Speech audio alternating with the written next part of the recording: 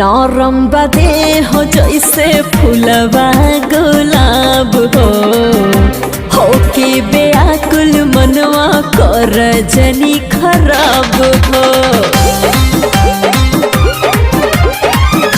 नरम बदे हो जैसे फूलवा गुलाब हो कह के बेआकुल मनवा कर जनी खराब हो। ऐसे अचके ना हमके घसीटा राजा जी, ऐसे अचके ना हमके घसीटा राजा जी। तकिया फाड़ के रोइया से चुप पहले छीटा राजा जी, तकिया फाड़ के रोइया से चुप पहले छीटा राजा जी।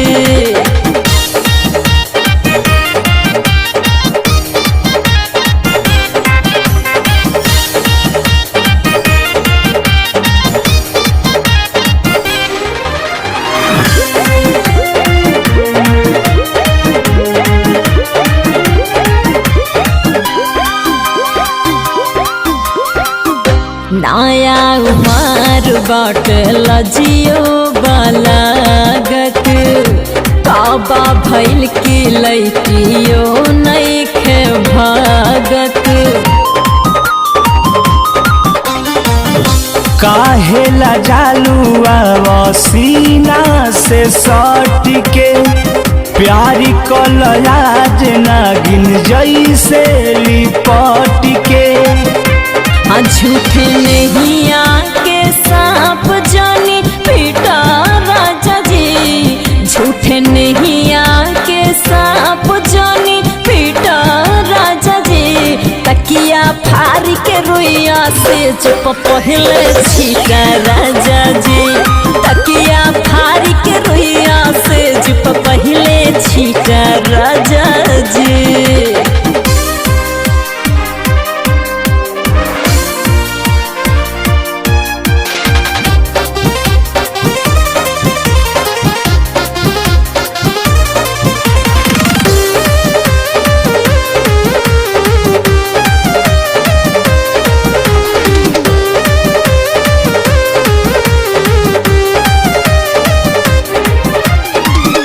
तोहरे नियान हमरो तड़पे जवानी, नइखे संभरत बाटे पहिले उठानी।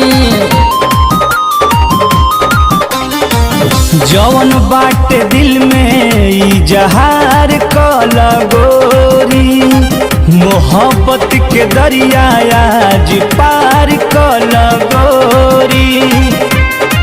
धन तोहरे हो ऐसे न झीटा राजा जी, धन तोहरे हो ऐसे न झीटा राजा जी। तकिया फाड़ के रोइया से चुप पहले छीटा राजा जी, तकिया फाड़ के रोइया से चुप पहले छीटा राजा जी।